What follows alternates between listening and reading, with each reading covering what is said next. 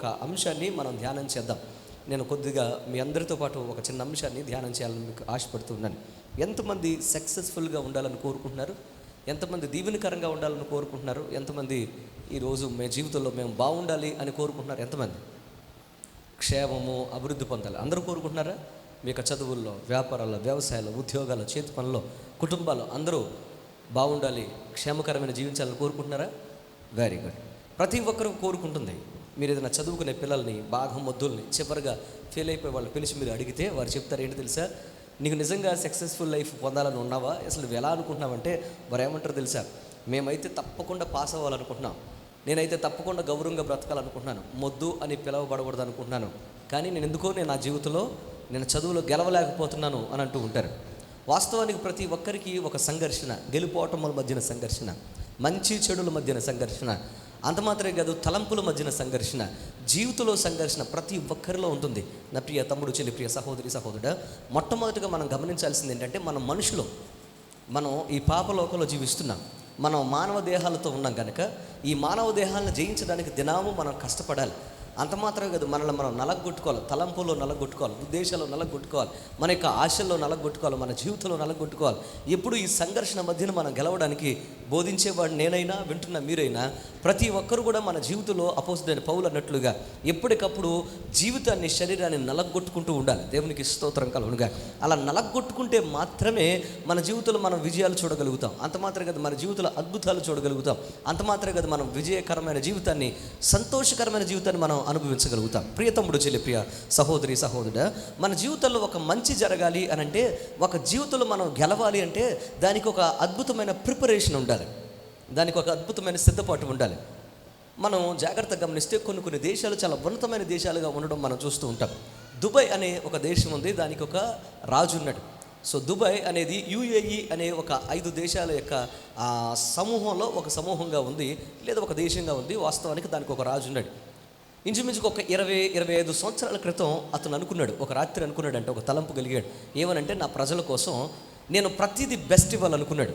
ప్రతిదీ నేను మంచిది చేయాలి, ప్రపంచమంతా నా ప్రజలు, ప్రపంచంలో ఉన్న అన్ని దేశాల కన్నా నా ప్రజలు, నా దేశం అన్నిటినీ నాణ్యమైన అనుభవించేటట్లుగా నా దేశాన్ని తీర్చిదిద్దుకోవాలి అని అనుకున్నాడు. ఎప్పుడైతే అలా అనుకున్నాడో ఆ రాత్రి అతనికి తలంపు వచ్చిందో అక్కడ నుండి ప్రారంభించాడు. ఒక ఎడారిలో ఒక చిన్న దేశం, మహా అయితే ఒక హైదరాబాద్ లేదా అంతకన్నా కొంచెం పెద్దగా ఉంటుందేమో అంత దేశం అది. అలాంటి విస్తీర్ణం ఉన్న దేశాన్ని ఏం చేశాడు తెలుసా? కష్టపడి తనకున్న గొప్ప విజన్తో, తనకున్న గొప్ప ఆలోచనతో, తనకున్న చిన్న సౌకర్యాలతోనే, కొంత ఆదాయంతోనే దాన్ని పరిపూర్ణంగా మార్చడం మొదలుపెట్టాడు. మార్చి ఇప్పుడు ఆ దేశాన్ని ఎలా మార్చేశాడు తెలుసా?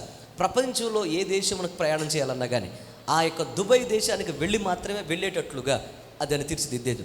అంత మాత్రమే కాదు, ప్రపంచంలో ఉన్న అతి ప్రాముఖ్యమైన, విలువైన, లేకపోతే క్వాలిటీ ఉన్న ఎయిర్లైన్స్లో ఒక ఎయిర్లైన్స్, ఎమిరేట్స్ అనే ఎయిర్లైన్స్, అది దుబాయ్కి సంబంధించింది. ప్రపంచంలో ఉన్నతమైన మాల్స్, పెద్ద మాల్ ఏదైనా ఉంది అంటే దుబాయ్ మాల్. అంత మాత్రమే కాదు, ప్రపంచంలో ఉన్నతమైన స్కై స్కాపర్, ఎత్తైన బిల్డింగ్ ఏదైనా ఉందంటే అది బుర్జ్ ఖలీఫా, అది కూడా దుబాయ్లోనే ఉంది. ఇంత మాత్రమే కాదు, ఇంకొక అద్భుతమైన బిల్డింగ్ కడుతున్నాడు, ఆ బుర్జ్ ఖలీఫా కన్నా పెద్దది ఇప్పుడు నిర్మాణంలో ఉంది. అలాగో చెప్పుకుంటా పోతే మీరు విలువైన, నాణ్యమైన ఏదైనా దొరకాలి, ప్రపంచవ్యాప్తంగా ఒక అద్భుతమైన బిజినెస్కు ఒక ప్రాముఖ్యంగా ఒక స్థలంగా ఆ స్థలాన్ని మార్చేసి దుబాయ్ ఎక్స్పో 2020 అని లాస్ట్ ఇయర్ జరగవలసింది ఒక అద్భుతమైన పెద్ద ఒక నగరాన్ని నిర్మించేస్తున్నాడు ఒక బిజినెస్ కోసం.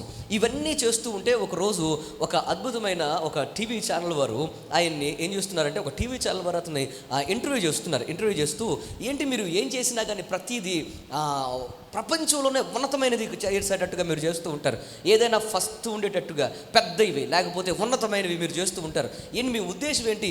ప్రపంచంలో లేనిది మీ దగ్గర ఉండేటట్లుగా చూస్తున్నారు అని అంటే ఆయన ఒక మాట అన్నాడు. అసలు వాస్తవానికి ఒక 25 సంవత్సరాల క్రితం మీరు చూస్తే దుబాయ్ దేశం అనేది ఒక ఎడారిలో ఉన్న ఒక చిన్న దేశం. ఈ దేశంలో నా యొక్క ప్రజలు బాధలు పడుతున్నప్పుడు నేను అనుకున్నాను ఏంటంటే, నా ప్రజలకు ది బెస్ట్ ఇవ్వాలనుకున్నాను, నా ప్రజలకు నేను ది బెస్ట్ ఇవ్వాలనుకున్నాను. అంత మాత్రమే ది బెస్ట్ ఎలా ఇవ్వాలనుకున్నానంటే, ప్రపంచంలో ఎవ్వరికి అందనిది నా ప్రజలకు అందేటట్లుగా చేయాలనుకున్నాను. అది రేపు కాదు, ఎల్లుండి కాదు, లేకపోతే నా తర్వాత తరము కాదు, లేకపోతే నా తర్వాత వచ్చేవారు కాదు, అది నేను ఈ రోజే ఇవ్వాలనుకున్నాను. ఈ రోజు ఇవ్వాలనుకుని నిర్విరామంగా కష్టపడి ఈ యొక్క దుబాయ్ దేశాన్ని నేను ఎలా మార్చేశానంటే, అది ఎడ్యుకేషన్లో ది ఫస్ట్ ఉండేటట్టుగా చూశాను. అంత మాత్రం సౌకర్యాల్లో ది బెస్ట్ ఇచ్చేటట్లుగా నేను చూశాను. అంత మాత్రం వ్యాపారంలో ది బెస్ట్ ఉండేటట్టుగా చూశాను. ఎయిర్లైన్స్లో ది బెస్ట్ ఉండేటట్టుగా చూశాను. బిల్డింగ్స్లో ది బెస్ట్ ఉండేటట్టుగా చూశాను. అంత మాత్రమే కాదు, క్వాలిటీ విషయంలో నేను రాజీ పడలేదు. నా ప్రజలు అన్ని విషయాల్లో కూడా నా కుటుంబం, నా యొక్క రాజ్యం ఎప్పుడు కూడా సుభిక్షంగా ఉండే ఉద్దేశంతో ప్రపంచమంతా కూడా మా దేశం వైపు తిరిగేటట్లుగా నేను ఒక విజన్తో ఈ పని చేశాను. అందుకోసం అనేక మంది అంటారు నన్ను ఒక విజనరీ అని పిలుస్తారు. నా ప్రియ తమ్ముడు, చెల్లి, ప్రియ సహోదరి, సహోదరుడు, అది వాస్తవం. ప్రపంచ దేశాలన్నీ కూడా దుబాయ్ తిరిగేటట్లుగా చూసేటట్లుగా ఆ దుబాయ్ దేశపు రాజు చేశాడు. ఎందుకు ఈ మాట మీకు నేను చెప్తున్నానంటే, ఒక్క రోజులో అది తయారవ్వలేదు. కొన్ని సంవత్సరాల పాటు ఆయన కష్టపడి దాన్ని సిద్ధపరిచి ఒక అద్భుతమైన ఆలోచనతో దాన్ని నిర్మించాడు. ఈ రోజున ప్రపంచమంతా కూడా ఆ దుబాయ్ దేశానికి వెళ్ళడానికి, చూడడానికి ఇష్టపడుతున్నారు, అక్కడ ఉండడానికి ఇష్టపడుతున్నారు అని అంటే అది ఒక వ్యక్తి యొక్క ఆలోచన, ఒక తలంపు, ఆ హృదయంలో కలిగిన ఒక అద్భుతమైన మొలక, లేకపోతే హృదయంలో కలిగిన అద్భుతమైన ఆలోచన. అంత మాత్రమే కాదు, అతని సిద్ధం చేసిన అద్భుతమైన సిద్ధం చేసిన సిద్ధపాటును బట్టి ఈరోజు ఆ దేశాన్ని అంత అద్భుతంగా మనం చూడగలుగుతున్నాం. ఎందుకు ఈరోజు ఈ మాట మీకు నేను చెప్పానంటే, జాగ్రత్తగా వినండి.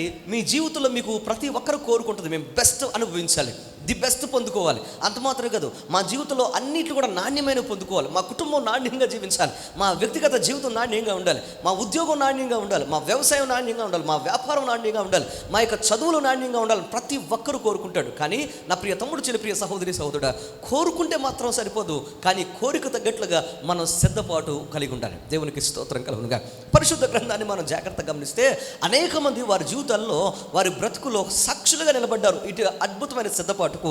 అంత మాత్రమే కదా, వారి జీవితాలను కట్టిన విధానాన్ని బట్టి, అంత మాత్రమే కదా, కుటుంబాలను కట్టుకున్న విధానాన్ని బట్టి, అంత మాత్రం రాజ్యాలను కట్టిన విధానాన్ని బట్టి, వారు నమ్ముకున్న ప్రజలను వారు నిర్మించిన విధానం మనం చూస్తే వారు సిద్ధపాటు కలిగి, వారు సిద్ధపడడం మాత్రమే కాదు, వారి యొక్క రాజ్యాలని, వారి యొక్క దేశాలని, వారి కుటుంబాలను సిద్ధపరిచి అనేక మందికి సాక్షులుగా మిగిలిపోయారు. దేవునికి స్తోత్రం కలుగునుగా. నా ప్రియ తమ్ముడు, చెల్లి, ప్రియ సహోదరి, సహోదరుడా, వారు ఒక అద్భుతమైన ప్రార్థనా పరులుగాను, అద్భుతమైన ప్రార్థనా యోధులుగాను, అద్భుతమైన ఒక ఆత్మీయులుగాను ఈ రోజున మన కళ్ళ ముందు వారు సాక్షులుగా నిలబడ్డారు. ఎందుకు ఈ రోజు ఈ మాట మీకు నేను చెప్తున్నానంటే, మీ జీవితంలో ఎవరైనా కానీ ఉన్నతమైన స్థితిని మీరు కోరుకుంటున్నట్లయితే కనుక, ఉన్నతమైన పరిస్థితిని మీరు కోరుకుంటున్నట్లే కనుక, ఉన్నతమైన ఎక్కలేనంత ఎత్తైన స్థాయికి మీరు వెళ్ళాలని కోరుకుంటున్నట్లు కనుక, అంత మాత్రం కదా, మీరు ఉన్నతమైన హెచ్చింపుని మీరు కోరుకుంటున్నట్లయితే, తమ్ముడు, చెల్లి, ప్రియ సహోదరి, సహోదరుడు, ఆలోచన చేయండి, వెండి జాగ్రత్తగా మీరు యొక్క దృష్టి పెట్టండి, వాక్యం దృష్టి పెట్టండి. మీకు కావలసిన అద్భుతమైన అనుభవం ఏంటంటే, మీకు కావలసిన అద్భుతమైన అనుభవం ఏంటంటే అది సిద్ధపాటు. చెప్పండి నాతో కలిసి, ఏంటది? సిద్ధపాటు. ఈరోజు మనం ధ్యానం చేస్తున్నాం సిద్ధపాటు గురించి. ఇంగ్లీష్లో ప్రిపరేషన్ అని అంటారు. వినండి, ఏంటది? ప్రిపరేషన్ అనేది చాలా ప్రాముఖ్యమైన విషయం. ప్రభువైన యేసుక్రీస్తు వారు 3.5 సంవత్సరాలు పరిచయం చేస్తూ సంఘమును సిద్ధపరిచారు, దేవుని రాజ్యాన్ని సిద్ధపరిచారు, అలాగే తన యొక్క శిష్యులను సిద్ధపరిచారు. ఈ యొక్క లోకంలో సువార్తను ప్రకటించడానికి మీరు సర్వలోకానికి వెళ్ళి సర్వ సృష్టికి సువార్త ప్రకటించి ఈ లోకంలో నా రాజ్యాన్ని మీరు సిద్ధపరచనని ఆజ్ఞాపించాడు. దేవునికి స్తోత్రం కలుగునుగా. We are in the preparation. మనం అందులోనే ఉన్నాం. మనం అందరం కూడా ఆ సిద్ధపాటులో ఉన్నాం. మనం సిద్ధపడుతున్నాం. దేనికోసం సిద్ధపడుతున్నాం? చెప్పండి, దేనికోసం సిద్ధపడుతున్నాం? దేవుని రాజ్యం కోసం సిద్ధపడుతున్నాం. పరలోక రాజ్యం కోసం సిద్ధపడుతున్నాం. పరలోక రాజ్యం కోసం మన యొక్క కుటుంబాన్ని, మన వ్యక్తిగత జీవితంలో కడుతున్నాం. తమ్ముడు, చెల్లి, ప్రియ సహోదరి, సహోదరుడా, మరి దేవుని యొక్క సన్నిధిలో మనం సిద్ధపడుతూ ఉంటే, దేవుని రాజ్యం కోసం మనం సిద్ధపడుతూ ఉంటే, దేవుని యొక్క రాజ్యం కోసం మనం సిద్ధపడుతూ ఉన్నట్లయితే మన జీవితంలో ఎందుకు ఓటములు, ఎందుకు బాధలు, ఎందుకు కష్టాలు అంటే, జాగ్రత్తగా వినండి. మన ఆశ అయితే సిద్ధపడాలని మనం సిద్ధపాటులో ఉన్నాము అని అనుకుంటున్నాం, కానీ ఇంకా మన జీవితంలో అనేక రకాలైన బాధలు, కన్నీళ్ళు, కష్టాలు మన జీవితంలో అనుభవిస్తున్నాం. దాని అర్థం ఏంటంటే, మన బ్రతుకులో సరైన సిద్ధపాటులో మనము లేము అని మనం అర్థం చేసుకోవాలి. రెండవ దినవృత్తాంతాల గ్రంథం 20వ అధ్యాయము. దానికన్నా ముందు క్షమించండి, 2వ దినవృత్తాంతాల గ్రంథం 19వ అధ్యాయము. ముందు ఈ వాక్యాన్ని చదివి ముందుకు వద్దాం. 19వ అధ్యాయము 4వ వచనం మనం చదువుతాం. యెహోషాపాతు యెరూషలేములో నివాసము చేయుచు బెయేర్షెబా నుండి ఎఫ్రాయిము మన్యముల వరకు జనముల మధ్యన సంచరించుచు వారి పితరుల దేవుడైన యెహోవా వైపుకు వారిని మళ్ళించెను. చాలండి, ఒక్కసారి 4వ వచనం పైన ఉన్న లైన్ చూడండి. 3వ వచనం చివరి భాగం, చివరి వచనాన్ని మీరు చదివితే, నీ యందు మంచి క్రియలు కనబడుచున్నవి. ఎవరెవరితో చెప్తున్నారు తెలుసా?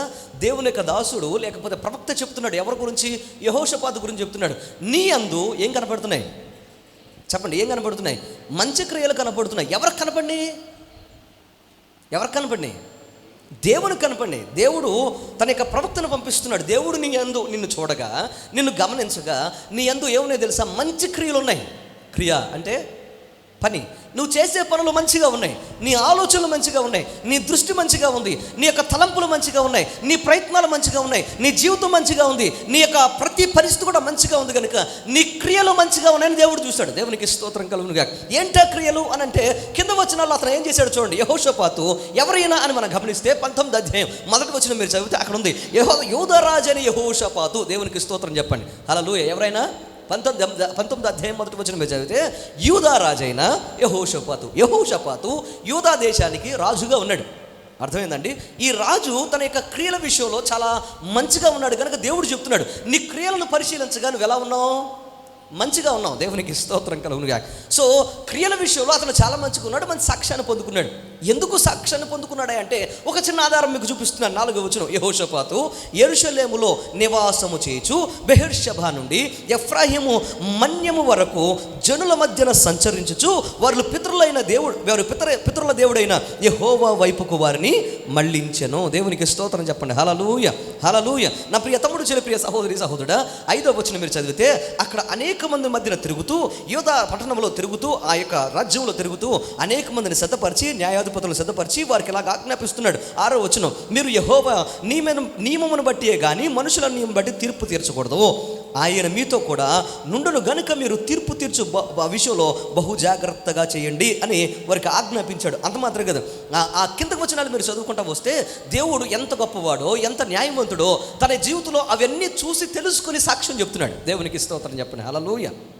ప్రాముఖ్యంగా మనం చూద్దాం. చూడండి, మీరు గమనిస్తే 4వ వచనం, ఈ యొక్క యెహోషాపాతు యెరూషలేములో జీవిస్తూ, యెరూషలేములో అంటే యెరూషలేం పట్టణంలో అతను రాజ్య పరిపాలన చేస్తున్నప్పుడు ఏం చేస్తున్నాడు?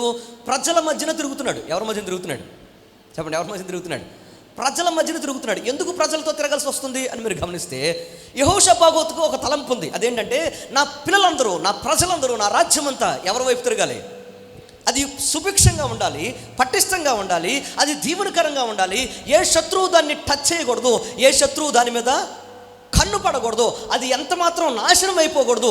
నా పిల్లలందరూ అభివృద్ధి అయ్యి ఆశీర్వాదం అనుభవించాలన్న ఉద్దేశంతో ఏం చేస్తున్నాడు తెలుసా? రాజ్యము చుట్టూరు తిరుగుతున్నాడు.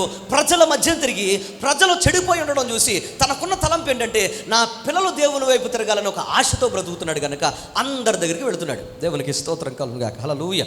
2వ దినవృత్తాంతాల గ్రంథం 20వ అధ్యాయం 33వ వచనం మీరు చదివితే అక్కడ రాయబడింది ప్రజల యొక్క ఉద్దేశం ఎలా ఉందో చూడండి. ప్రజల యొక్క తలంపులు ఎలా ఉన్నాయో తెలుసా? అప్పటికి ఇంకా ప్రజలు పరిపూర్ణంగా దేవుని వైపు తిరిగి లేరు. ఇంకా ప్రజల్లో ఒక ఉద్యమం లేదు, ఇంకా ప్రజల్లో ఒక ఆశ లేదు. దేవుణ్ణి అనుసరించాలని కానీ, దేవుని వైపు తిరగాలని కానీ, భక్తిగా జీవించాలని కానీ, బాగుపడాలని కానీ, ఉన్నతమైన స్థితిలో బ్రతకాలనే ఆశ ఎవరిలో లేదు, ప్రజల్లో లేదు. కానీ ఎవరిలో ఉంది? చెప్పండి, ఎవరిలో ఉంది? రాజులో ఉంది. ఈరోజు తిన్నగా ఒక సూటిగా ఒక ప్రశ్న వేస్తున్నాను, స్ట్రైట్గా ఒక మాట అడుగుతున్నాను. నా ప్రియ తమ్ముడు, చెల్లి, ప్రియ సహోదరి, సహోదరుడా, మీ కుటుంబం బాగుండాలి, మీ కుటుంబ వ్యవస్థ బాగుండాలి. దేవునికి స్తోత్రం చెప్పమ్మా. దేవునికి స్తోత్రం కలుగునుగా. హల్లెలూయా. మీ కుటుంబం బాగుండాలి, మీ యొక్క జీవితం బాగుండాలి, మీరు మీ యొక్క వ్యవసాయ వ్యాపారాలు, ఉద్యోగాలు, చేతి పనులు, మీ కుటుంబంలో ఉన్న భర్త, అలాగే మీ యొక్క పిల్లలు ఉన్నతమైన స్థితిలో ఉండాలని మీకు ఆశ ఉందా? మీ వాళ్ళకు లేకపోయినప్పటికీ కొంతమంది అంటారు, నా భర్త కనీసం నేను ఎంత ప్రార్థన చేస్తున్నా కనీసం మోకరించమంటే మోకరించడండి అంటే దాని అర్థం ఏంటి? భర్తకు ఆశ లేదు, జీవితంలో ఉన్నతమైన స్థితికి వెళ్ళాలి, నా కుటుంబం పటిష్టంగా ఉండాలి, దేవునికి సన్నిధిలో కనీసం నా కుటుంబం బ్రతకాలనే ఆశ ఎవరికి లేదు? ఆ తలంపు భర్తకు లేదు, పిల్లలకు లేదు. కానీ నీకైనా ఉందా? కనీసం భార్యగా నీకైనా, తల్లిగా నీకైనా ఉందా? తమ్ముడు, చెల్లి, ప్రియ సహోదరి, సహోదరుడా, ఒక భర్తగా మీకుందా? నీ కుటుంబం బాగుండాలి, నీ కుటుంబం ఉన్నతమైన స్థితిలో ఉండాలి, వారు దీవెనకరంగా ఉండాలని కనీసం మీకైనా ఉందా? చాలామంది అంటారు, కంప్లైంట్ చేస్తూ ఉంటారు, ఏం చేస్తామండి, మా వారికి ఎవరికి లేదండి. అవును, వారికి లేకపోయినప్పటికీ పరిశుద్ధ లేఖనం చెప్తున్న మాట ఏంటండి, ఒక రాజుగా ఒక వ్యక్తికి తన జీవితంలో ఒక కోరిక ఉంది, నా పిల్లల్ని, నా యొక్క రాజ్యాన్ని, నా రాజ్యంలో ఉన్న ప్రతి కుటుంబాన్ని ఎవరి వైపు తిప్పాలని. దేవునికి స్తోత్రం కలుగునుగా. ఎందుకు అనంటే ఆ కుటుంబం, ఆ రాజ్యం దేవుని యొక్క కనుసనల్లో ఆశీర్వాదకరంగాను, దీవెనకరంగాను, ఏ కీడు అనుభవించకుండా సంతోషంతో, సుఖముతో, సౌభాగ్యంతో వారు వర్ధిల్లాలని, శాంతి సమాధానాన్ని అనుభవించాలనే ఉద్దేశంతో ఏం చేస్తున్నాడు తెలుసా? ప్రజలకు ఆ తలంపు లేకపోయినప్పటికీ, ప్రజలకు దేవుని పట్ల విశ్వాసం లేకపోయినప్పటికీ, ప్రజలకు భక్తి లేకపోయినప్పటికీ, ఈ యొక్క గొప్ప రాజు తన యొక్క జీవితంలో ఒక తీర్మానానికి వచ్చాడు. ప్రజల మధ్యన తిరుగుతూ, ప్రజలతో తిరుగుతూ, వారి దినాము వారి చుట్టూ తిరుగుతూ, అయ్యా దేవుని వైపు తిరగండి, దేవుని వైపు తిరగండి అని కష్టపడి వారితో నివసించి, వారితో ఉండి, వారి కోసం ప్రార్థన చేసి, వారితో గడిపి, వారితో తిని, ఆఖరికి ఏం చేశాడు తెలుసా? మెల్లగా నిదానంగా వారి మనసులను, చెప్పండి, ఏం చేశాడు? దేవుని వైపు తిప్పేశాడు. చెప్పండి కూడా దేవుని నామాన్ని కనపరిచాడు. హల్లెలూయా. ఈ రోజున మనం నేర్చుకోవాల్సిన అంశం ఏంటి తెలుసా? ఒక వ్యక్తి తన జీవితంలో, గుర్తుపెట్టుకోండి, ఒక వ్యక్తి తన జీవితంలో దేవుని కోసం ఎవరినైనా సంపాదించాలని నిర్ణయం తీసుకున్నా, కుటుంబాన్ని మార్చుకోవాలని నిర్ణయం తీసుకున్నా, ఒకవేళ బాగుపడాలి, నా జీవితంలో ఒక అద్భుతం చూడాలని నిర్ణయం తీసుకున్నా, ఎప్పుడైతే దానికోసం పని చేయడం మొదలు పెడతారో ఆ వ్యక్తి ఒకవేళ ఆత్మలు రక్షించాలన్నా అందులో ఖచ్చితంగా విజయం సాధిస్తాడు, కుటుంబాన్ని రక్షించుకోవాలన్నా అందులో ఖచ్చితంగా విజయం సాధిస్తాడు. అంత మాత్రమే కాదండి, ఆ ఆశ కలిగిన వారు, ఆ తలంపు కలిగిన వారు, అలాంటి సిద్ధపాటు కలిగిన వారు, వారు వ్యవసాయమైనా, వ్యాపారమైనా, ఉద్యోగమైనా, చదువైనా అందులో ఖచ్చితంగా విజయం సాధిస్తారు. దేవునికి స్తోత్రం కలుగునుగా. అందులో మనకు అద్భుతమైన ఒక సూచనగా, ఒక సాదృశ్యంగా కనపడుతున్నాడు యెహోషాపాతు రాజు. యెహోషాపాతు ఏం చేస్తున్నాడయ్యా అని అంటే, తనను సిద్ధపరచుకోవడం మాత్రమే కాదు, తన కుటుంబాన్ని, తన రాజ్యాన్ని సహితము ఏం చేస్తున్నాడు? దేవుని కోసం సిద్ధపరుస్తున్నాడు. దేవునికి స్తోత్రం కలుగుగా. హల్లెలూయా. నా ప్రియ తమ్ముడు, చెల్లి, ప్రియ సహోదరి, సహోదరుడా, అందుకోసం ఈరోజు ఈ యొక్క యెహోషాపాతు జీవితాన్ని మనం గమనిస్తే, యెహోషాపాతు జీవితం అంతా కూడా, అతడు జీవించిన జీవితం అంతా కూడా మనకు సాక్ష్యంగాను, ఒక సవాలుగాను మనకు కనపడుతుంది. సిద్ధపాటు, ప్రిపరేషన్ మీకుందా? నా ప్రియ తమ్ముడు, చెల్లి, ప్రియ సహోదరి, సహోదరుడు, దేనికోసం సిద్ధపడుతున్నారు మీరు? అనుదినము, అనుక్షణము. రాత్రి మీకు చెప్పాను, ఎప్పుడు శరీరాన్ని సిద్ధపరుస్తున్నారు కానీ, శారీరక అవసరాలను మీరు సిద్ధపరుస్తున్నారు కానీ, శరీరానికి కావాల్సిన సౌకర్యాలు మీరు సిద్ధపరచుకుంటున్నారు కానీ, శరీరానికి కావాల్సిన మీ శరీరంలో నుండి వచ్చిన, లేకపోతే మీకు సంతానాన్ని అభివృద్ధిపరచడానికి, ఆశీర్వాదకరంగా, సౌకర్యంగా జీవించడానికి ఆస్తులు, అంతస్తులు సమకూరుస్తున్నారు కానీ, శరీరంతో పాటుగా మీ యొక్క ఆత్మ, ప్రాణాత్మ దేహాల కోసం, ప్రాణము కోసం, ఆత్మ కోసం ఏదైనా మీరు సిద్ధపరుస్తున్నారా? ఏదైనా సిద్ధపడుతున్నారా? ప్రియ తమ్ముడు, చెల్లి, ప్రియ సహోదరి, సహోదరుడా, ఈ లోకంలో మాత్రం నువ్వు కష్టపడితే, ఈ లోకంలోనే మాత్రమే నువ్వు సౌకర్యంగా జీవిస్తావు. కానీ నీ ఆత్మను దేవుని స్తుతించేటట్లుగా చేస్తే, నీ ఆత్మ దేవునిలో కలుస్తుంది, అది దేవునిలో భాగమవుతుంది. దేవునికి స్తోత్రం కలుగునుగా. అంత మాత్రమే కాదు, నీ యొక్క ప్రాణమును కనుక దేవునికి అప్పగించగలిగితే పరలోక రాజ్యములో నీకు స్థానము దొరుకుతుంది. అంత మాత్రమే కాదు, అక్కడ నువ్వు ఉన్నవాడిగా, అక్కడ దేవునితో కలిసేవాడిగా, అక్కడ రాజ్య పరిపాలన చేసేవాడిగా, అక్కడ దేవుని కుడిపార్శ్వం మీద కూర్చుండేవాడిగా దేవుడు చేస్తాడు. దేవునికి స్తోత్రం కలుగునుగా. యెహోషాపాతు రాజు ఎలాగైతే తన యొక్క కుటుంబాన్ని సిద్ధపరుస్తున్నాడో, అద్భుతంగా సిద్ధపరుస్తూ ఉంటే, అద్భుతంగా తన రాజ్యాన్ని దేవుని వైపు అడుగులు వేసేటట్లుగా చేస్తూ ఉంటే, భయంకరమైన ఉప్పెన లాంటి శ్రమ వచ్చి పడింది యెహోషాపాతు రాజ్యం మీదకి, యెహోషాపాతు మీదకి. ఏం జరిగిందయ్యా అని మనం గమనిస్తే, 20వ అధ్యాయం మనం మొదటి వచనం చదువుకుంటా వెళితే ఏం జరుగుతుందో తెలుసా? భయంకరమైన శ్రమ. ఏం శ్రమ అంటే, మీరు చదవండి 20వ అధ్యాయం మొదటి వచనం మీరు చూస్తే, అది అయిన తరువాత ఏమైంది అని అంటే, ఏం జరిగింది అని అంటే, మోయాబీలను, అమ్మోనీయులను, అలాగే మెయ్యనీయులలో కొందరు దండెత్తి యెహోషాపాతు మీదకి వచ్చిరి. అంతలో కొందరు వచ్చి సముద్రము ఆవలం నుండి, సిరియనుల తట్టు నుండి గొప్ప సైన్యం ఒకటి నీ మీదకు వచ్చుచున్నది చిత్తగించము వారు యెహోషాపాతుకు తెలియజేసిరి. చాలండి. దేవునికి స్తోత్రం కలుగునుగా. హల్లెలూయా. అందుకు యెహోషాపాతు భయపడి యెహోవా యొద్ద విచారించుటకు మనసు నిలుపుకొని యోదయ అంతటా ఉపవాసము ఆచరించవలని చాటింపగా. తమ్ముడు, చెల్లి, ప్రియ సహోదరి, సహోదరుడు, సిద్ధపాటు. ఈ రోజున ఒక విషయం మీరు గమనించండి. సిద్ధపాటు అనేది ఎక్కడి నుంచి మొదలవ్వాలి అని అంటే, శ్రమ ఎంత భక్తిగా భయముతో ఉన్నాడు. ఇలా భయముతో దేవుని యొక్క సన్నిధిలో నిరీక్షణతో ఉన్న కుమారుడు మీదకి, లేకపోతే ఆ రాజు మీదకి భయంకరమైన శ్రమ వచ్చింది. చాలామంది అనుకుంటారు, ఏమంటే దినాము ప్రార్థన చేస్తున్నాం, సన్నిధికి వెళుతున్నాం, మాకు ఎందుకండి శ్రమలు, ఎలాంటి ఉప్పలు వచ్చి మీద పడుతున్నాయేంటి అని అంటూ ఉంటారు. తమ్ముడు, చెల్లి, ప్రియ సహోదరి, సహోదరుడా, మనం ఎక్కడున్నాం? పాపపు లోకములో ఉన్నాం. పాప సంబంధమైన ఇంకా ఆ యొక్క బంధకాల్లోనే మనం ఉన్నాం. అయినా దేవుని యొక్క రక్తము చేత రక్షించబడి ఆయన యొక్క సన్నిధిలో బ్రతుకుతున్న మన జీవితంలో కొన్ని శోధనలు వస్తాయి. నువ్వు ఎంతగా నీతిగా ఉన్నా, ఎంతగా దేవుని యొక్క కుమారుడుగా, కుమార్తెగా బ్రతుకుతున్నా, కొన్ని సందర్భాల్లో శ్రమలు వచ్చి మీద పడతా ఉంటాయి. కానీ గుర్తుపెట్టుకో, ఎన్ని శ్రమలు వచ్చినా, ఎన్ని కష్టాలు వచ్చినా అది దేవుని నామ మహిమార్థమై మారిపోతాయి తప్ప నిన్ను అందులో సమాధి చేయలేవు, నిన్ను ఓడించలేవు. ఎప్పుడు అనంటే నువ్వు కష్టకాలంలో, వేదనలో, కన్నీళ్లలో, భయంకరమైన పరిస్థితుల్లో దేవుని కుమార్తెగా నువ్వు ఎప్పుడైతే నిలబడి, దేవా నీవు నన్ను రక్షించు, నీ కుమారుడుగా నేను ఉంటాను ప్రభు అని ఎప్పుడైతే నువ్వు అడుగుతూ ఆయన సన్నిధిలో ప్రార్థన చేస్తావు, మొర్ర పెడతావో, అప్పుడు నీ కష్టము సహితము దేవుని మహిమగా మారిపోతాయి. దేవునికి స్తోత్రం కలుగునుగా. ప్రియ తమ్ముడు, ప్రియ సహోదరి సహోదరుడా, ఇక్కడ మనం గమనిస్తే ఒకేసారి కొంతమంది రాజులు, కొన్ని రాజ్యాలు, ఇంచుమించుగా 5 రాజులు, 5 రాజ్యాలు, అలాగ సైన్యము, ఒక భయంకరమైన ఒక సైన్యముగా సమూహంగా కూడి ఏం చేస్తున్నారు తెలుసా? ఏం చేస్తున్నారు? యెహోషాపాతు రాజు మీదకి వచ్చి పడుతుంది. కొంతమంది రాజులు ఎప్పుడైతే సమూహంగా కూడి ఎప్పుడైతే యెహోషాపాతు రాజు మీదకి వచ్చేస్తున్నారని విన్నాడో, ఆ సైన్యం ఎలా ఉందో తెలుసా? మిడతల వలె, లెక్కకు మించినట్లుగా ఉంది. ఒక రాజ్యం కాదు, 2 రాజ్యాలు కాదు, అనేక రాజ్యాలు సమూహంగా కూడిపోయి ఇప్పుడు ఎవరి మీద పడుతున్నారు? వచ్చి యెహోషాపాతు మీద పడుతున్నారు. ఎందుకు అనంటే యెహోషాపాతు ఆయనకు రాజ్యాన్ని ఎలాగా సమకూర్చుకున్నాడు? సంతోషంగా, సమాధానంగా, సుభిక్షంగా, గొప్ప నెమ్మది కలిగిన రాజ్యంగా దాన్ని మార్చేశాడు. ఇక దానికి కష్టం లేదు, వేదన లేదు. ఆ యొక్క రాజ్యంలో అన్నీ తొలతూగుతున్నాయి, ఆశీర్వాదం, ఐశ్వర్యం అన్నీ తొలతూగుతుండేటప్పటికి ఇప్పుడు రాజుల యొక్క లేకపోతే శత్రువుల యొక్క కన్ను ఎవరి మీద పడింది? యెహోషాపాతు యొక్క రాజ్యం మీద పడింది, ఆ కుటుంబం మీద పడింది. సహజంగా మన కుటుంబాలు కనుక నెమ్మదిగా ఉన్నాయనుకోండి, మన కుటుంబాలు సంతోషంగా ఉన్నాయనుకోండి, ఆటోమేటిక్గా ఎవరి కళ్ళు పడతాయి?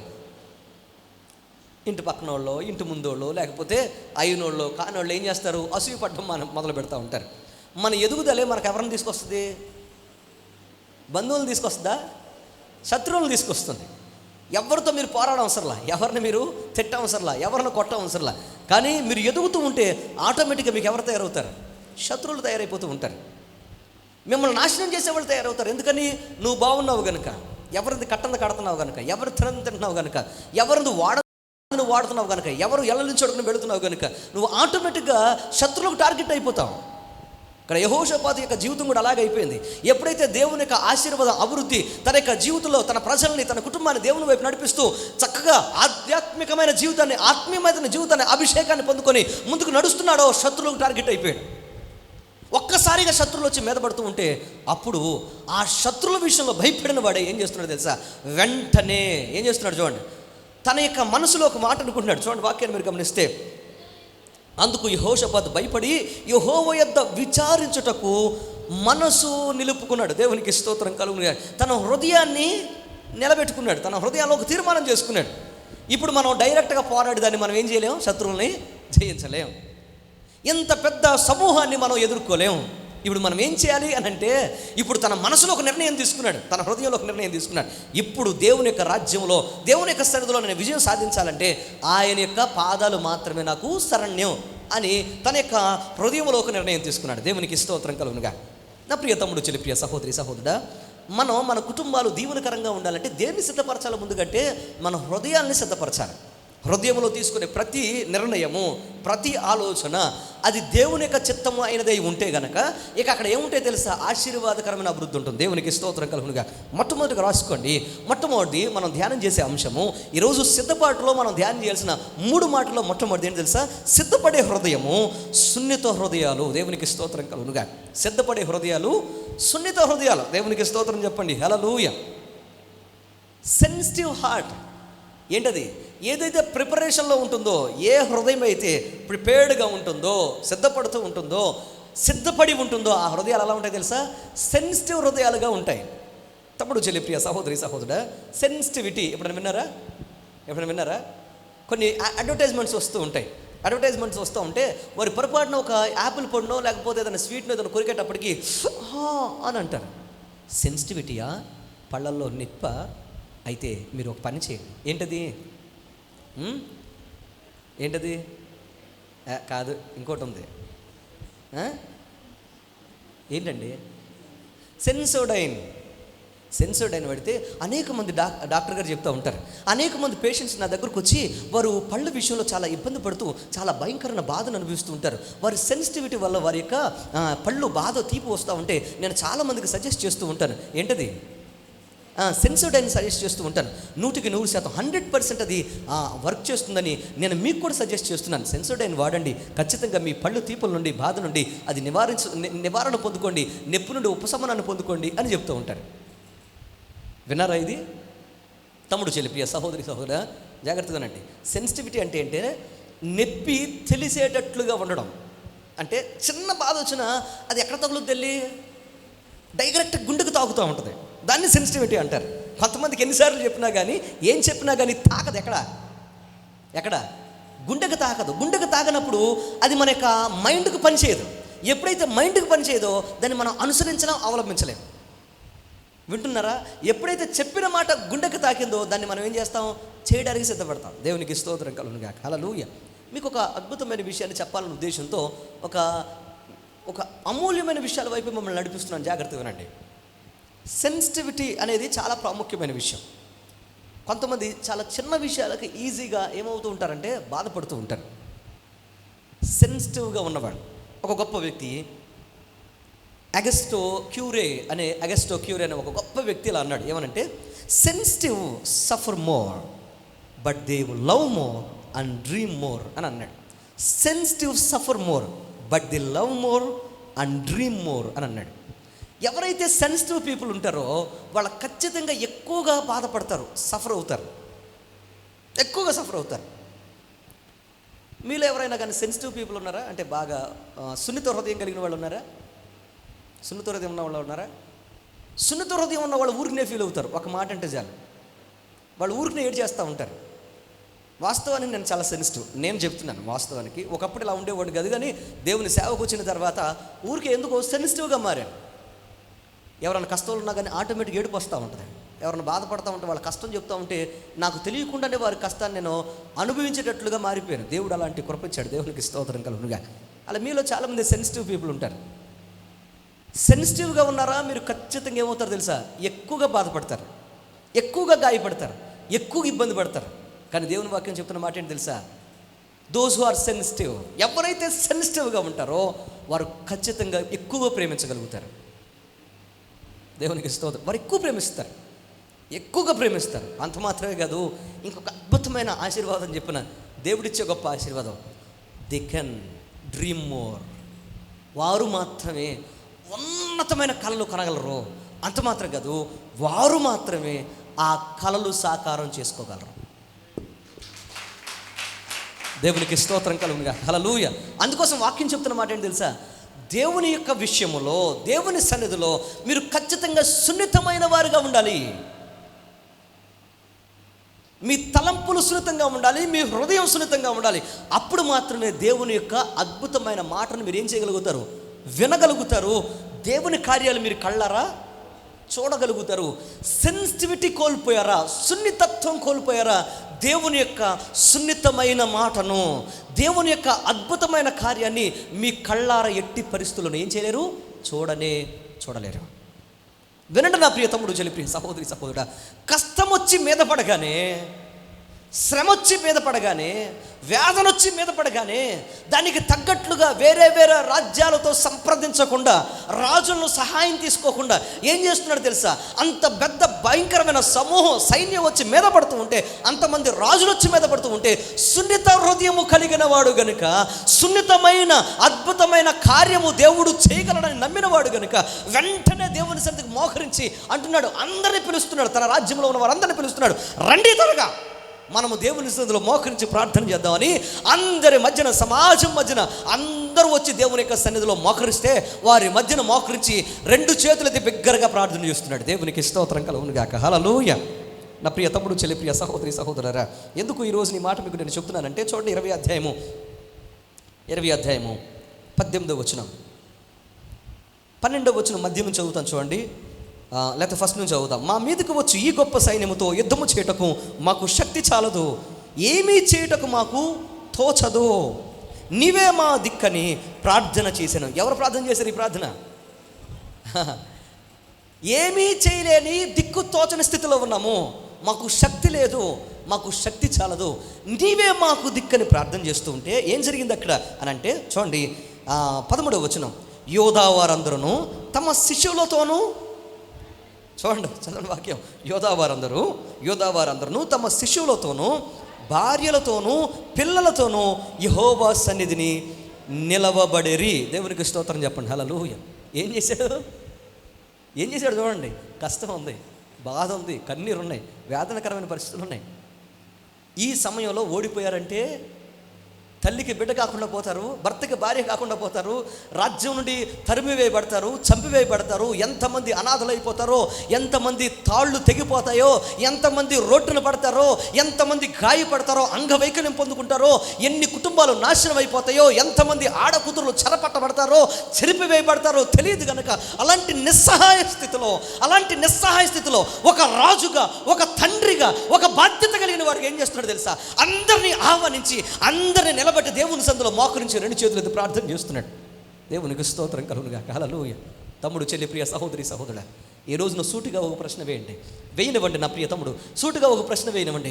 మీలో ఎంతమందికి ఇటువంటి బాధ్యత ఉంది? కష్టం వస్తున్నప్పుడు, కన్నీరు వస్తున్నప్పుడు, నీ ఇంట్లో ఎవరికైనా బాగున్నప్పుడు, లేకపోతే ఏదైనా శ్రమ వచ్చి మీ మీద పడుతున్నప్పుడు, సంఘం మీద కానీ, సహవాసం మీద కానీ, వేదనకరమైన పరిస్థితులు మన రాష్ట్రం మీద కానీ, దేశం మీద కానీ వచ్చి పడుతున్నప్పుడు ఎంతమందికి బాధ్యత ఉంది? అందరిని సమకూర్చి 2 చేతులైతే, దేవా మా కష్టాల నుంచి మమ్మల్ని విడిపించు, మా వేదనకరమైన పరిస్థితుల నుంచి మమ్మల్ని విడిపించు. నిస్సహాయ స్థితిలో ఉన్నాం, మాకు శక్తి చాలదు, మాకు తెలివితేటలు లేవు, మా యొక్క తెలివితేటలు మాకు పరిచయం అయినా, ఈ లోకంలో మేము ఒంటరి వారం, మాకు ఏ రకంగానూ మా యొక్క బ్యాక్గ్రౌండ్ లేని స్థితిలో ఉన్నాం నాయన, నీవు తప్ప మాకు సహాయం లేదు, నీవే కార్యము చేయగలిగిన వాడమని ఈ రోజు నీ సన్నిధిలో నిలబడి ఉన్నామని నీ పిల్లలను పట్టుకొని, నీ భార్యను పట్టుకొని, నీ కుటుంబాన్ని పట్టుకొని ఎంతమంది రోజు ప్రార్థన చేసే స్థితిలో ఉన్నారు? జాగ్రత్తగా నా ప్రియ తమ్ముడు, చెల్లి, ప్రియ సహోదరి, సహోదరుడు, వాక్యం చెప్తున్నట్లుగా రాజుకైతే అంత ఆశ ఉంది కానీ, రాజుకైతే అలాంటి తలపు ఉంది కానీ, రాజుకైతే అలాంటి వేదన ఉంది కానీ, రాజుకైతే అలాంటి కోరిక ఉంది కానీ, ప్రజలందరికీ మాత్రం ఏమి లేదు, అటువంటి కోరిక లేదు. ఈ రోజున ఈ తరమును మనం గమనిస్తూ ఉంటే, ఈ తరమును మనం చూస్తూ ఉంటే, దేవుని సన్నిధిలో పడి ఏడ్చి ప్రార్థన చేసి కన్నీరు గార్చి విజయాలు పొందుకోవాలనే ఆశ సహవాసం ఉన్న కుటుంబాలకు ఉండట్లేదు. ఎన్నో రోజులుగా ప్రార్థనకు వస్తున్న వారికి ఉండట్లేదు. ఎంత గొంతు చించుకొని దేవుని యొక్క సన్నిధిలో వాక్యాలు చెప్తున్నా, ప్రార్థన చేస్తున్నా, దేవుని యొక్క సన్నిధికి రమ్మని అడుగుతున్నా కానీ ఏం చేస్తున్నారు తెలుసా? నిర్లక్ష్య ధోరణిలో చాలామంది బ్రతుకుతున్నారు. నా ప్రియ తమ్ముడు, చెల్లి, ప్రియ సహోదరి, సహోదరుడా, రాత్రి వాక్యం మనం ధ్యానం చేశాం కదా. యాకోబు పత్రికలో అద్భుతమైన మాటను 5వ అధ్యాయం 8వ వచనం అనుకుంటారు. 5వ అధ్యాయం 8వ వచనం అంటున్నాడు, ప్రభు సమీపంగా ఉన్నాడు కనుక మీరందరూ ఎలా ఉండండి? ఓపికతో ఎదురు చూడండి. దేవునికి స్తోత్రం కలుగునుగా. హల్లెలూయా. ప్రభువు సమీపంగా ఉన్నాడు కనుక మీరు ఓపికతో ఎదురు చూడండి. తమ్ముడు, చెల్లి, ప్రియ సహోదరి, సహోదరుడా, ఈరోజు బాధ్యత కలిగి కుటుంబాల కోసం కన్నీరు గడిచే అనుభవాలు మీకున్నాయా? వాక్యాన్ని ధ్యానం చేస్తూ, దేవుని యొక్క సన్నిధిలో ఆయన మాటలు వింటూ, నీ యొక్క జీవితాన్ని ఆయనకు అప్పగిస్తూ, నా కుటుంబాన్ని జాగ్రత్త కట్టుకోవాలి, ప్రార్థనలోని, విశ్వాసంలోను, దేవుని యొక్క సన్నిధిలో నా కుటుంబాన్ని కట్టుకున్న ఆశ మీలో ఉందా? అలాంటి ఆశ మీలో లేకపోతే ఏం జరుగుతుంది తెలుసా? మీ హృదయాలు సున్నితంగా ఉండవు. అంత మాత్రమే కాదు, మీ కుటుంబాల్లో ఆయన అద్భుతమైన స్వరాన్ని విని ఆయన కార్యాలు చూసే కనులు మీరు కోల్పోతారు. మీరు జాగ్రత్త గమనిస్తే 19వ అధ్యాయం మీరు జాగ్రత్త గమనిస్తే ప్రజలందరికీ బోధిస్తున్నాడు రాజు. చాలా శ్రద్ధగా బోధిస్తున్నాడు. అయ్యా వినండి, నేను అనుభవించాను, నేను చూశాను, నేను భయంకరమైన తడబాటులో నేను గమనించాను. 19వ అధ్యాయం నుండి అంటే 18వ అధ్యాయం మీరు చదివితే తను ఎటువంటి స్థితిలో ఒడిదుడుకులు పాలయ్యి, తన యొక్క నిర్ణయాలు సరిగా లేనప్పుడు, ఓడిపోయినప్పుడు, జీవితం చెడిపోయినప్పుడు తనను తాను మార్చుకొని దేవుని యొక్క సన్నిధిలో కన్నీరు గడిచి, దేవుని యొక్క సన్నిధిలో దేవుని యొక్క కృప కోసం ప్రార్థన చేసి క్షమాపణ పొందుకొని తన పనులన్నీ విషయంలో, తన ప్రవర్తన విషయంలో మంచి సాక్ష్యాన్ని పొందుకున్న తర్వాత ఇప్పుడు బోధిస్తున్నాడు. ఏంటి తెలుసా? శ్రద్ధగా గమనించండి. దేవుడు న్యాయవంతుడు. ఆయన ఎప్పుడు కూడా మనల్ని ఆయన చూస్తూ ఉంటాడు. ఆయన ఎప్పుడు మనకు అన్యాయం చేయడు. ఆయన ముందు మీరు నిలబడినప్పుడు, ఆయన సన్నిధిలో ఉన్నప్పుడు న్యాయంగా ప్రవర్తించండి, న్యాయం తీర్చండి. ఏ అపవిత్రత మీరు అంటించుకోవద్దు, ఏ దుష్టకార్యాలు మీరు చేయొద్దు. మీరు యొక్క జీవితాలు దేవుని యొక్క సన్నిధిలో పటిష్టపరుచుకొని ఆయన కుమారులుగా, కుమార్తెలుగా మీరు ఎదగండి అని ఒక రాజుగా, ఒక యజమానుడిగా, ఒక కుటుంబానికి ఒక దిక్కుగా, ఆ ప్రాంతానికి లేకపోతే ఆ రాజ్యానికి ఒక దిక్కుగా అద్భుతమైన పరిచర్య చేస్తూ అద్భుతమైన బోధ చేస్తున్నాడు. దేవునికి స్తోత్రం కలుగునుగా. ఈరోజు నా ప్రియ తమ్ముడు, చెల్లి, ప్రియ సహోదరి, సహోదరా, నీ బిడ్డలకు ఎప్పటికప్పుడు అలాంటి బోధ నువ్వు చేయాలి. ఒక తల్లిగా, ఒక తండ్రిగా. నేను నమ్ముకున్న వారికి ఎప్పుడు నువ్వు బోధిస్తూ ఉండాలి. ఎప్పటికప్పుడు దేవుని యొక్క సన్నిధిలో, దేవుని యందు భయభక్తులు ఎప్పుడు నువ్వు నేర్పించాలి. ఈరోజు నువ్వు గెలుస్తున్నావా, ఓడుతున్నావా? గెలిచావా నా ప్రియ తమ్ముడు, చెల్లి, ప్రియ సహోదరి, సహోదరుడా, దేవుని ఆశీర్వాదం అనుభవిస్తాం. ఓడేవా? అనేక మంది ఓడిపోయారు. గొప్ప బలమునిచ్చిన ఎవరు ఓడిపోయారు? భయంకరమైన బలాన్ని ఇచ్చిన ఎవరు ఓడిపోయారు? సంసోను ఓడిపోయాడు. అద్భుతమైన తెలివితేటలు ఇచ్చిన ఎవరు ఓడిపోయారు? సొలొమోను ఓడిపోయాడు. తమ్ముడు, చెల్లి, ప్రియ సహోదరి, సహోదరు, నువ్వెంత, నేనెంత? ఈ లోకంలో ఎవరైనా కానీ ఎంత గొప్ప ఆత్మీయ జీవితాలను జీవించిన వారైనా, ఎంత గొప్ప సాక్ష్యాన్ని పొందుకున్న వారైనా, ఎంతకాలం ఉపవాసాలుండి గొప్ప దేవుని యొక్క అభిషేకాన్ని పొందుకున్న వారైనా, ఏదో ఒక సందర్భంలో దేవుని యొక్క సన్నిధిలో సున్నితమైన హృదయాలు కలిగి ఉండకపోతే, దేవుని యొక్క సన్నిధిలో సున్నితమైన ఆశీర్వాదకరమైన అద్భుతమైన జీవితం వైపు అడుగులు వేయకపోతే, ఎప్పటికప్పుడు సెల్ఫ్ ఎగ్జామిన్ చేసుకోకపోతే, వారు ఎప్పటికప్పుడు పరీక్షించుకోకపోతే, ఏదో ఒక సందర్భంలో వారి యొక్క సున్నిత హృదయాన్ని కోల్పోతారు, పడిపోతారు, ఓడిపోతారు. అప్పుడు వారు ఏం చేస్తున్న వారికి అదేమనిపించదు తెలుసా? తప్పు అనిపించదు. సమర్థించుకోవడం మొదలు పెడతారు. నేను చేస్తుంది కరెక్టేగా, నాకు జరిగిన నష్టంలో నేను చేస్తుంది ఏమైనా పెద్ద విషయమా, నాకు ఇలా నష్టం జరిగింది కనుక ఇలా జీవిస్తున్నాను, లేకపోతే నాకు ఇలా నాకు నా జీవితంలో అనుకున్నది జరగలేదు కనుక నేను ఇలా ఉంటున్నాను అని వారి పాపాన్ని ఏం చేస్తారు తెలుసా? వారి పాప హృదయాన్ని, పాప తలంపులను, వారు జీవిస్తున్న జీవితాన్ని, వారు వెళుతున్న మార్గాన్ని సమర్థించుకోవడం మొదలు పెడతారు. తమ్ముడు, చెల్లి, సహోదరి, సహోదరుడా, ఈరోజు నువ్వు ఏ స్థితిలో ఉన్నావు? యెహోషాపాతు పడి లేచిన కిరీటం. దేవునికి స్తోత్రం చెప్పండి. హల్లెలూయా. యెహోషాపాతు పడి లేచిన కిరీటం పట్టాడు, కానీ తిరిగి లేచాడు. తిరిగి లేచి బోధిస్తున్నాడు, నడిపిస్తున్నాడు. దేవుని కార్యాల వైపు వారి యొక్క రాజ్యాన్ని, కుటుంబాన్ని నడిపిస్తూ దేవుని కార్యాల పట్ల ఆసక్తి కలిగిన వారిగా, వినేవారుగా చేస్తున్నాడు. నా ప్రియ తమ్ముడు, చెల్లి, ప్రియ సహోదరి, సహోదరుడా, ఈరోజు మీ జీవితంలో అందుకోసమే సెన్సిటివ్ హృదయాన్ని కలిగి ఉండండి. ఎక్కువగా బాధపడుతున్నారేమో, ఎక్కువగా దేవుని కార్యాల పట్ల మీరు ఆసక్తి కలిగి ఉంటే, ఒకవేళ సన్నిధి పట్ల మీరు ఆసక్తి కలిగి ఉంటే, కొంతమంది అంటూ ఉంటారు, నేను వింటూ ఉంటాను, కొంతమంది సహోదరులు చాలామంది నశించిపోతుంటే వేదన వేస్తుందండి. వాళ్ళ తిరుగులు చూస్తూ ఉంటే బాధ వేస్తుందండి. లేకపోతే వారి తలంపులు చూస్తూ ఉంటే, మా కళ్ళ ముందు వారు, మా ఇంటి ముందు వారు, లేకపోతే మా యొక్క బజారు వారు, లేకపోతే మా ప్రాంతం వారు ఇలాగ పాడైపోతూ ఉంటే కన్నీరు వస్తుందండి. బాగా వేదన అనిపిస్తుంది. వాళ్ళు అలా పాడైపోతున్నారు, ఇలా పాడైపోతున్నారు. ఎందుకని వాళ్ళకి వస్తుంది అనుకున్నారు కన్నీరు అని అంటే, వారు సెన్సిటివ్గా ఉన్నారు కనుక దేవుని కార్యాల పట్ల. దేవునికి స్తోత్రం కలుగునుగా. వారు సెన్సిటివ్గా ఉన్నారు, వారు సున్నితంగా ఉన్నారు, ప్రార్థన చేస్తున్నారు, కన్నీరు గరుస్తున్నారు కనుక ఏ విషయం చూసినా మంచి చూడకపోతే వారు కన్నీరు వస్తుంది. చెడు జరుగుతుంటే తట్టుకోలేరు, లేకపోతే పాడైపోతే వారు తట్టుకోలేరు. ఎందుకనంటే వారి జీవితంలో ప్రార్థన అనుభవాలు ఉన్నారు కనుక. ప్రార్థించే తల్లిదండ్రులు కనుక మీకుంటే కనుక, మీ కుటుంబాలు అది మీరైతే కనుక, మీ పిల్లల భవిష్యత్తులు బాగోకపోతే, వారు సరిగా జీవించకపోతే మీరు తట్టుకోలేదు, ఏడుస్తూనే ఉంటారు, కన్నీరు కారుస్తూనే ఉంటారు. భక్తుడైన అగస్టిన్ అన్నట్లుగా, నా యొక్క తల్లి కన్నీటి యొక్క వరదలో నేను దేవుని దగ్గర కొట్టుకొచ్చాను అన్నట్లుగా, నా ప్రియ తమ్ముడు, చెల్లి, ప్రియ సహోదరి, సహోదరుడా, కన్నీరు కారుస్తూనే ఉంటారు వారి తల్లిదండ్రులు వారి యొక్క బిడ్డలు దేవుని సన్నిధికి వచ్చే వరకు. ఒక భార్యగా, ఒక భర్తగా కన్నీరు కారుస్తూనే ఉంటారు. తన యొక్క కట్టుకున్నవారు దేవుని దగ్గరికి వచ్చే వరకు, దేవుని యొక్క సన్నిధిలో కార్యాలు చూసే వరకు. నా ప్రియ తమ్ముడు, చెల్లి, ప్రియ సహోదరి, సహోదరుడా, ఒక యవన కుమారుడిగా, యవన కుమార్తెగా నువ్వు అనుకున్నది జరిగే వరకు, నువ్వు దేవుని యొక్క సన్నిధిలో ఒక మంచి భాగస్వామిని పొందుకునే వరకు కూడా, నా జీవితంలో నేను ప్రార్థన చేస్తున్నా, కన్నీరు కారుస్తుంటాను అని కన్నీరు కార్చేవారుగా మీరు మారిపోతారు. అంత మాత్రమే కాదు, గర్భఫలం కోసమైనా, లేకపోతే భూఫలం కోసమైనా, ఉన్నతమైన స్థితి కోసమైనా నువ్వు దేనికోసం ప్రార్థన చేస్తున్నా కానీ దాన్ని పొందుకునే వరకు కన్నీటి అనుభవాలు నీకు ఉంటాయి. దేవునికి స్తోత్రం కలుగునుగా. అలా ఉన్నవారే తమ్ముడు, చెల్లి, అలా ఉన్నవారే వారి జీవితంలో ఏం చేస్తారు తెలుసా? దేవుని కార్యాలు చూస్తారు, వారు పొందుకుంటారు. దేవుని వాక్యం చెప్తున్న సత్యం అది. వారు అది పొందుకుంటారు. అందుకోసమే అత్యంత బలవంతుడైన మనిషి అతి చిన్న విషయాల్లో చాలా సందర్భాలు ఏమవుతారు తెలుసా? తన యొక్క జీవితాన్ని కోల్పోతూ ఉంటారు, తన యొక్క బ్రతుకును కోల్పోతూ ఉంటారు. ఎందుకనంటే సెన్సిటివిటీని కోల్పోవడం వల్ల. అదేంటండి, అంత గొప్పవారు ఎంత పొరపాటు ఎలా చేశారు, అంత గొప్పవారు ఇంత చిన్న పొరపాటు ఎలా చేశారు అని అంటారు చూసారా? ఎందుకనంటే వారు ఏం కోల్పోయారు? సున్నితమైన చూపును, సున్నితమైన హృదయాన్ని వారు కోల్పోయారు కనుక చిన్న పొరపాటు చేసి పెద్ద జీవితాన్ని, గొప్ప జీవితాన్ని సర్వనాశనం చేసుకుంటూ ఉంటారు. నా ప్రియ తమ్ముడు, చెల్లి, ప్రియ సహోదరి, సహోదరు, అందుకోసమే ఈరోజు మీకు కావాలి సిద్ధపడే హృదయము. నీకు సిద్ధపడే హృదయం అంటే ఏమొస్తుంది తెలుసా?